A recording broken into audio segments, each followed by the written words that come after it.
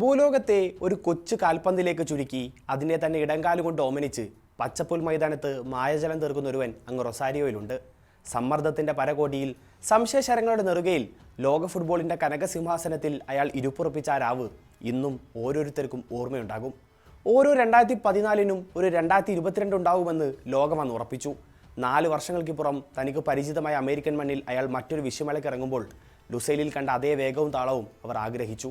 അത് സംഭവിക്കുകയും ചെയ്തു. ഡച്ച് പടയെ വിറപ്പിച്ചെത്തിയ അൾജീരിയയെ അയാൾ തൻ്റെ ഇടങ്കാലുകൊണ്ട് കീറി മുറിച്ചു. 3 തവണ പന്ത് നൈലോൺ വലയെ ചുംബിച്ചു. അരങ്ങേറ്റക്കാരൻ ലൂക്കാസ് സിദാന് ജീവിതത്തിൽ ഏറ്റവും കൈപ്പേറിയ ദിനം സമ്മാനിച്ചു.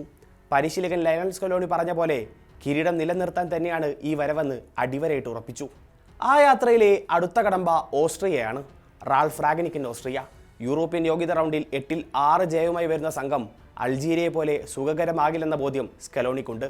അതുകൊണ്ട് തന്നെ അയാൾ നിലമറിഞ്ഞ് കളമൊരുക്കുമെന്ന് തീർച്ച. സ്വാഭാവികമായും ലയണൽ മെസ്സിയെ ചുറ്റിപ്പറ്റി തന്നെയാകും സ്കലോണിയുടെ പ്ലാനുകൾ. പരിക്കിൽ നിന്നും അൽവാരസ് മോചിതനാകാത്ത സാഹചര്യത്തിൽ ലൗതാരോ മാർട്ടിനസിന് തന്നെ ഒരിക്കൽ കൂടി നറുക്കു വീഴും. ഇടത് ഫ്ലാങ്കിൽ അൽമാഡയ്ക്ക് പകരം നിക്കോ ഗോൺസാൽവസിനെ പരീക്ഷിക്കാൻ സാധ്യതയുണ്ട്. മിഡ്ഫീൽഡിൽ ഒരു മാറ്റത്തെപ്പറ്റി സ്കലോണി ചിന്തിക്കാൻ പോലും ഇടയില്ല. അത്രമേൽ ഭദ്രമാണ് ആ പൊസിഷൻ. എൻസോയും മെക്കാലിസ്റ്ററും ഡിപ്പോളും ചേർന്നൊരുക്കുന്ന ചക്രവ്യൂഹത്തെ ഭേദിക്കാൻ സബിത്സർ നയിക്കുന്ന മുന്നേറ്റ നിരക്ക് നന്നായി വിയർപ്പൊഴുക്കേണ്ടി വരും. കിരീടം നിലനിർത്താനുള്ള പോരാട്ടത്തിൽ അർജന്റീനയെ തടഞ്ഞു നിർത്താൻ പോകുന്നൊരു ശക്തി ഉണ്ടെങ്കിൽ അത് പരിക്കുകളാണ്. പ്രതികാരദാഹിയെപ്പോലെ അർജന്റീൻ ക്യാമ്പിനെ വേട്ടയാടുന്നു. അൽവാരസ് പുറത്തിരിക്കുന്നതും ബെല്ലാർഡി പുറത്തായതുമെല്ലാം അതിന് ഉദാഹരണമാണ്. പരിക്കിൻ്റെ ലാഞ്ചനയുള്ളവർ വേറെയുമുണ്ട് സ്ക്വാഡിൽ. അക്കൂട്ടത്തിലേക്ക് ഒരു പേര് കൂടി ചേർക്കപ്പെടുകയാണ്. Right back Gonzalo Montiel. ആദ്യ മത്സരത്തിന് പിന്നാലെ പരിക്കേറ്റ താരം ഓസ്ട്രിയക്കെതിരെ ടീമിൽ ഉണ്ടാവില്ലെന്നാണ് റിപ്പോർട്ട്.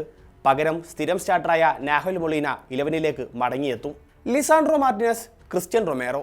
അൾജീരിയക്കെതിരെ ഇറങ്ങിയ അതേ സെൻറ്റർ ബാക്ക് പാരിംഗ് തന്നെയാകുമോ സ്കലോണിയുടെ മനസ്സിലെന്ന് വ്യക്തമല്ല. 6 അടി 7 ഇഞ്ചുകാരൻ സാസ കലാഡ്സ്കിയെ പോലുള്ളവർ ഓസ്ട്രേലിയൻ മുന്നേറ്റ നിരയിൽ ഉണ്ടായിരിക്കെ ഏരിയൽ ബോളുകളിൽ വിദഗ്ധനായ നിക്കോളാസ് ഒട്ടമെൻഡിയെ സ്കലോണി ഒരുപക്ഷെ 11ലേക്ക് മടക്കി കൊണ്ടുവന്നേക്കാം. മെദീന തന്നെയാകും ഇടത് വിംഗ് ബാക്ക് റോളിലെത്തുക. ഗോൾ വലയിൽ എമി മാർട്ടിനസിനപ്പുറം മറ്റൊരു പേര് ചിന്തിക്കുക പോലും വേണ്ട. ജോർദാനെതിരെ 3 ഗോളുകൾ നേടിയാണ് ഓസ്ട്രിയയും വരുന്നത്. പക്ഷേ അവരുടെ ഗോളടിക്കാരെയോ കളിമെനയുന്ന മധ്യനിരയോ എന്തിന് കോട്ട കെട്ടിക്കാക്കുന്ന പ്രതിരോധ നിരയോ അല്ല സ്കലോണി ഭയക്കുന്നത്. മറിച്ച് ടച്ച് ലൈനിൽ കളിയൊതി കൊടുക്കുന്ന റാൾഫ് റാഗ്നിക് എന്ന ചാണക്യനെയാണ്. നിലവിൽ യൂറോപ്പിലെ എണ്ണം പറഞ്ഞ ക്ലബ് പരിശീലകരിൽ ഏറെയും റാഗ്നിക്കിൻ്റെ കളിശൈലിയുടെ ആളുകളാണ്. മുന്നേറ്റ നിരയിൽ നിന്ന് തന്നെ എതിരാളികളെ പ്രസ് ചെയ്യുന്ന മോഡേൺ രീതിയാണ് റാഗ്നിക് തുടർന്നു പോരുന്നത്. 2022 റാഗ്നിക് പരിശീലകനായി ചുമതലയേറ്റതിൽ പിന്നെ 47 മത്സരങ്ങളിൽ 29 ജയവും 8 സമനിലയുമാണ് ഓസ്ട്രിയയുടെ ട്രാക്ക് റെക്കോർഡ്. ഇക്കാലയളവിൽ 98 ഗോളുകൾ നേടുകയും ചെയ്തു.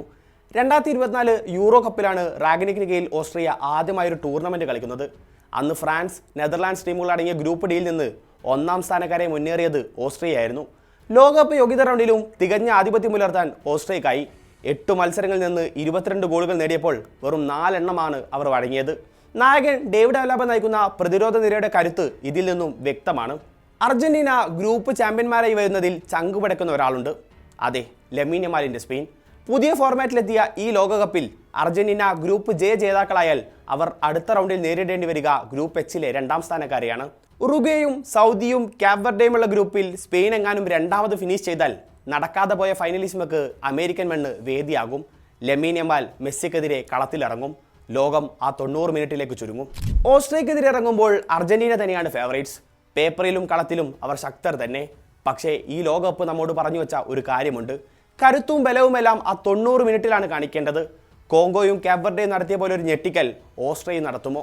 അതോ ലിയോ മെസ്സി എന്ന അമാനുഷികൻ ഒരിക്കൽ കൂടി അവതരിക്കുമോ? കാത്തിരിക്കാം.